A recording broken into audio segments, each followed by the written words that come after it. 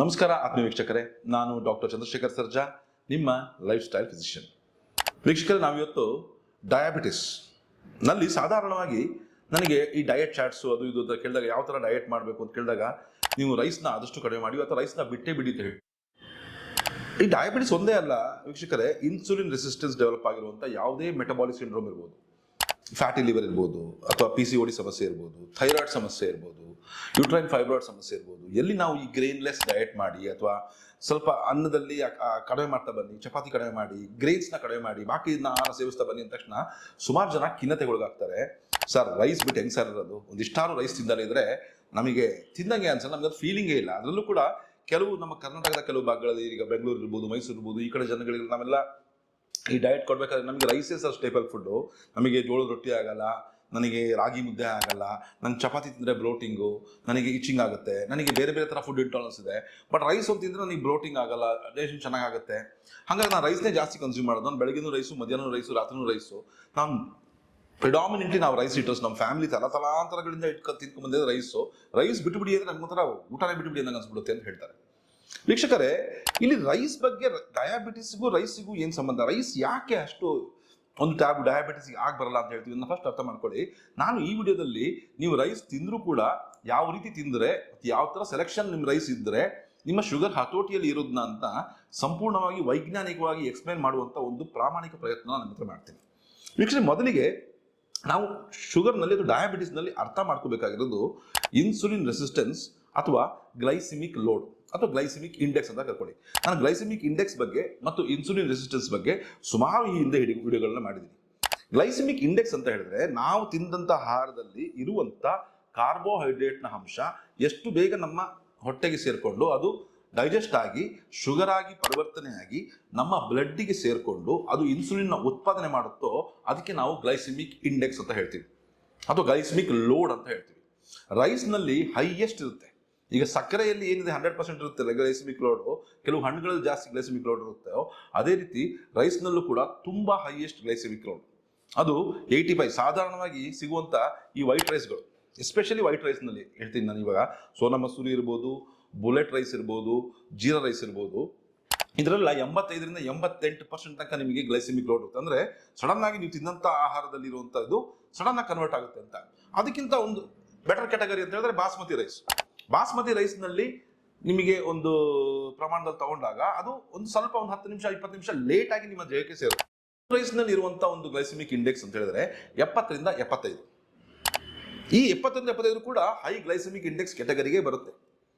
ಆದರೆ ಅದರ ನೆಕ್ಸ್ಟ್ ಸ್ಟೇಜಿಗೆ ಬಂದಾಗ ಬರುವಂಥದ್ದೇ ಈ ಒಂದು ರೆಡ್ ರೈಸ್ ಅಥವಾ ನಾವು ಸಾಧಾರಣವಾಗಿ Rajamudi is also a type of red rice. ಆ ರೆಡ್ ರೈಸ್ನಲ್ಲಿ ಇರುವಂಥ ಗ್ಲೈಸಿಮಿಕ್ ಲೋಡು ಒಂದು 50ರಿಂದ 60 ತನಕ ಇರುತ್ತೆ. ಅಂದರೆ 55 ಕ್ಯಾಟಗರಿ ಇರುತ್ತೆ. ಅಂದರೆ ಇದು ಸ್ವಲ್ಪ ಲೋ ಗ್ಲೈಸಿಮಿಕ್ ಇಂಡೆಕ್ಸ್ ರೈಸ್ ಅಂತ ಹೇಳ್ತೀವಿ ನಾವು. ಸೊ ನೀವು ಸೆಲೆಕ್ಷನ್ ಮಾಡಬೇಕಾದ್ರೆ ಡಯಾಬಿಟಿಸ್ ಇರೋರು ಈ ರೆಡ್ ರೈಸ್ ಅಥವಾ ಈ ಕೇರಳ ಮೊಟ್ಟ ರೈಸ್ ಅಂತ ಹೇಳ್ತಾರೆ ಅದಿರ್ಬೋದು, ಅಥವಾ ಈ ರಾಜಮುಡಿ ರೈಸ್ ಇರ್ಬೋದು, ಅದೆಲ್ಲ ವೆರೈಟಿ ಆಫ್ ರೆಡ್ ರೈಸಸ್. ಈ ರೆಡ್ ರೈಸ್ನ ಹೆಚ್ಚು ನೀವು ಕನ್ಸ್ಯೂಮ್ ಮಾಡೋದ್ರಿಂದ ಡಯಾಬಿಟಿಸ್ ಇದ್ದವರಲ್ಲಿ ಅಷ್ಟೊಂದು ಶುಗರ್ ಸ್ಪೈಕ್ಸ್ ಆಗೋದಿಲ್ಲ. ಯಾಕೆ ಅಂತ ಹೇಳಿದ್ರೆ ಇದರಲ್ಲಿರುವಂಥ ಫೈಬರ್ನ ಅಂಶ ಜಾಸ್ತಿ ಇರುತ್ತೆ, ಪಾಲಿಫಿನಾಲ್ಗಳು ಹೆಚ್ಚಿರ್ತವೆ. ನಮ್ಮ ದೇಹದಲ್ಲಿ ಸಡನ್ ಆಗಿ ಇದು ಗ್ಲೂಕೋಸ್ನ ರಿಲೀಸ್ ಮಾಡೋದಿಲ್ಲ, ಸ್ಲೋ ಆಗಿ ಸಸ್ಟೈನ್ಡ್ ಆಗಿ ಗ್ಲೂಕೋಸ್ನ ರಿಲೀಸ್ ಮಾಡುತ್ತೆ. ಸೊ ಹಾಗಾಗಿ one of the better option, ನಿಮಗೆ ರಾಗಿ ಆಗ್ತಾ ಇಲ್ಲ, ಜೋಳ ಆಗ್ತಾ ಇಲ್ಲ, ಚಪಾತಿ ಆಗ್ತಾ ಇಲ್ಲ ಅಂದಾಗ ನೀವು ಈ ರೆಡ್ ರೈಸಿಗೆ ಅಥವಾ ನೀವು ರಾಜಮುಡಿ ರೈಸಿಗೆ ಶಿಫ್ಟ್ ಮಾಡೋದು ಇರೋದ್ರಲ್ಲಿ ಬೆಟರ್ ಆಪ್ಷನ್. ಏನೇ ಆಗಲಿ ಪ್ರಮಾಣ ಕಡಿಮೆ ಇರಲಿ, ಆದರೂ ಕೂಡ ಬೇರೆ ರೈಸ್ಗಳನ್ನ ಕಂಪೇರ್ ಮಾಡಿದ್ರೆ ಇದರ ಒಂದು ಗ್ಲೈಸಿಮಿಕ್ ಇಂಡೆಕ್ಸ್ ತುಂಬ ಲೋ. ಇದಕ್ಕಿಂತ ಈಗ ಸುಮಾರು ಮಾರ್ಕೆಟಲ್ಲಿ ಬರ್ತಾ ಇರುತ್ತೆ, ನೀವು ನೋಡಿರ್ಬೋದು. ಈಗ ಅಮೆಝಾನಲ್ಲಿ, ಫ್ಲಿಪ್ಕಾರ್ಟಲ್ಲಿ ನೀವು ನೋಡಿದಾಗ ನಿಮಗೆ ಸುಮಾರು ಲೋ ಗ್ಲೈಸಿಮಿಕ್ ಇಂಡೆಕ್ಸ್ ರೈಸ್ ಅಂತ ಬರುತ್ತೆ. ಅದನ್ನ ಆ ಕಂಪ್ನಿಯವರು ಕ್ಲೇಮ್ ಮಾಡೋದು 40ರಿಂದ 45% ಇಳಿಸಿದೀವಿ ನಾವು ಗ್ಲೈಸಿಮಿಕ್ ಇಂಡೆಕ್ಸ್ ಅಂತ ಹೇಳ್ಬಿಟ್ಟು. ನಾವು ಈ CGM ಹಾಕೊಂಡು ಚೆಕ್ ಮಾಡಿದ್ರೆ ಗೊತ್ತಾಗುತ್ತೆ.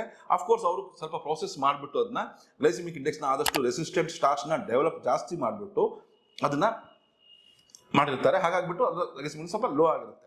ಸೊ ಬೇಸಿಕಲಿ ಇದು ರೈಸ್ಗಳ ಕ್ಯಾಟಗರಿ. ನೀವು ಸೆಲೆಕ್ಷನ್ ಮಾಡೋದು ಬಹಳ ಮುಖ್ಯ.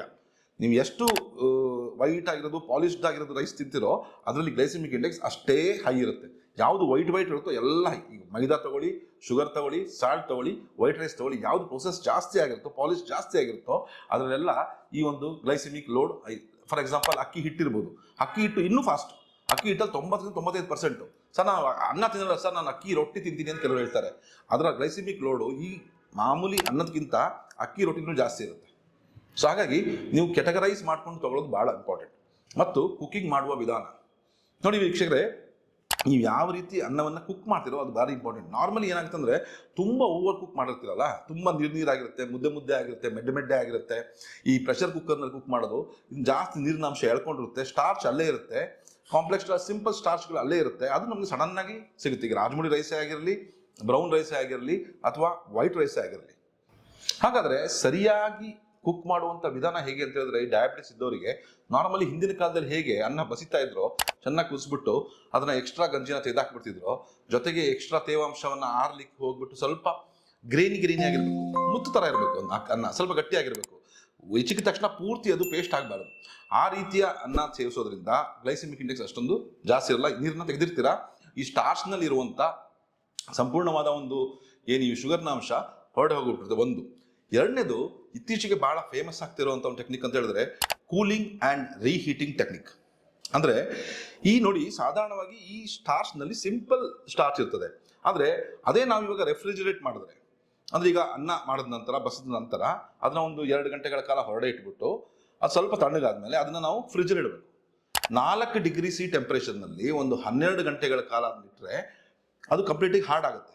ಅದಾದ ನಂತರ ಅದನ್ನ ರೀಹೀಟಿಂಗ್ ಮಾಡಿಕೊಂಡು ತಿನ್ನೋದ್ರಿಂದ ಈ ರೆಸಿಸ್ಟೆಂಟ್ ಸ್ಟಾರ್ಚ್ ಡೆವಲಪ್ ಆಗುತ್ತೆ. ಅಂದರೆ ನಮ್ಮ ದೇಹಕ್ಕೆ ಸ್ವಲ್ಪ ಅದು ಡೈಜೆಸ್ಟ್ ಮಾಡ್ಕೊಳ್ಳೋದು ಸ್ವಲ್ಪ ಕಷ್ಟಪಡಬೇಕಾಗುತ್ತೆ. ಹಾಗಾಗಿ ಅದರ ಗ್ಲೈಸೆಮಿಕ್ ಇಂಡೆಕ್ಸ್ ಇನ್ನೂ ಒಂದು 10ರಿಂದ 20% ಇನ್ನೂ ಕಡಿಮೆ ಆಗುತ್ತೆ. ಹಾಗಾಗಿ ಏನಾಗುತ್ತೆ ಅಂದರೆ ಸಡನ್ ಆಗಿ ಗ್ಲೂಕೋಸ್ ಸ್ಪೈಕ್ಸ್ ಆಗೋದಿಲ್ಲ. ಇದು ಒಂದು ವೈಜ್ಞಾನಿಕವಾಗಿ ಒಂದು ಪ್ರೂವ್ ಆಗಿರುವಂಥ ವಿಧಾನ, cooling and reheating technique of rice.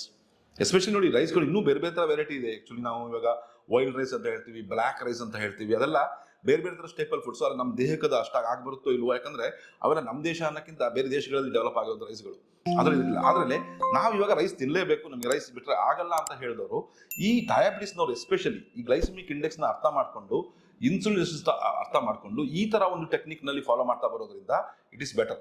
ಇನ್ನೊಂದು ಬಹಳ ಇಂಪಾರ್ಟೆಂಟ್ ಅಂತ ಹೇಳಿದ್ರೆ, ಈ ರೈಸ್ ಪ್ರಿಡಾಮಿನೆಂಟ್ಲಿ ಈಟರ್ಸ್ ಏನಂತ ಹೇಳಿದ್ರೆ ಸ್ಲೋ ಆಗಿ ಸಾಧ್ಯವಾದ ತಿನ್ಬೇಕು. ನೋಡಿ, ರೈಸ್ ಯಾಕೆ ತಿನ್ನಕ್ಕೆ ಇಷ್ಟಪಡ್ತಾರೆ ಅಂದ್ರೆ ಎಲ್ಲರಿಗೂ ಟೈಮ್ ಇಲ್ಲ, ತುಂಬಾ ಅಗಿಯಕ್ಕೆ ಕುರ್ಸತ್ತಿರಲ್ಲ.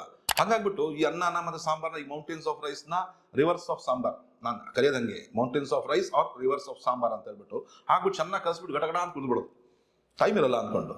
ಸೊ ಇದು ಸಡನ್ ಆಗಿ ಶುಗರ್ ಸ್ಪೈಕ್ ಮಾಡುತ್ತೆ. ಹಾಗಾಗಿ ಆದಷ್ಟು ನಿಧಾನವಾಗಿ ಅಗದು ಸೇವಿಸ್ತಾ ಬರೋದ್ರಿಂದ ಜಾಸ್ತಿ ತಿನ್ಬೇಕು ಅಂತಲೂ ಅನ್ಸಲ್ಲ, ನಿಧಾನವಾಗಿ ನಿಮ್ಮ ಶುಗರ್ ನಿಮ್ಮ ಬ್ಲಡ್ ಸೇರ್ಕೊಳ್ತಾ ಬರುತ್ತೆ. ಡಯಾಬಿಟಿಸ್ನ ಸಾಧ್ಯವಾದಷ್ಟು ಹತೋಳಿ ತರಬಹುದು. ಸುಮಾರು ಜನಕ್ಕೆ ಇದೊಂದು ಟೆಕ್ನಿಕ್ನಿಂದ ಡಯಾಬಿಟಿಸ್ ರಿವರ್ಸ್ ಆಗೋದನ್ನು ಕೂಡ ನೋಡ್ತಾ ಇದೀವಿ. ನೀವು ಡಯಾಬಿಟಿಸ್ ರಿವರ್ಸಲ್ ಟೆಕ್ನಿಕ್ ಕ್ಲಾಸ್ಗಳಿಗೆ ಹೋದ್ರೆ ನಿಮಗೆ ಹೇಳ್ಕೊಡೋದೇ ಈ ಥರ ಕುಕಿಂಗ್ ಮೆಥಡ್ಸ್, ಈ ಥರ ಸಣ್ಣ ಸಣ್ಣ ಸೀಕ್ರೆಟ್ಗಳನ್ನ ನೀವು ಅರ್ಥ ಮಾಡ್ಕೊಳ್ಳೋದ್ರಿಂದ ನಿಮ್ಮ ಡಯಾಬಿಟಿಸ್ನ ನೀವು ಸಾಧ್ಯವಾದಷ್ಟು ರಿವರ್ಸ್ ಮಾಡ್ಬೋದು. ಜೊತೆಗೆ ಒಂದು ಒಳ್ಳೆಯ ಫಿಸಿಕಲ್ ಆಕ್ಟಿವಿಟಿ.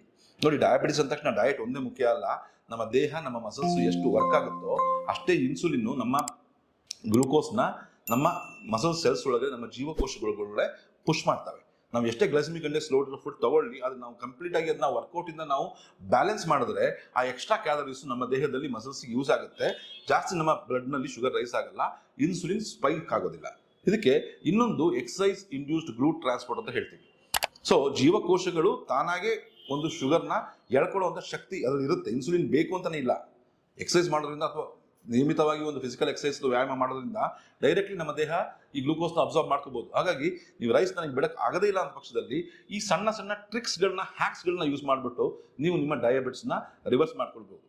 ಇದೇ ತರ ಮತ್ತೊಂದು ವೈಜ್ಞಾನಿಕ ವಿಶ್ಲೇಷಣೆಯೊಂದಿಗೆ ನಿಮ್ಮನ್ನು ಭೇಟಿ ಆಗ್ತೇನೆ. ಅಲ್ಲಿವರೆಗೂ ನಮಸ್ಕಾರ.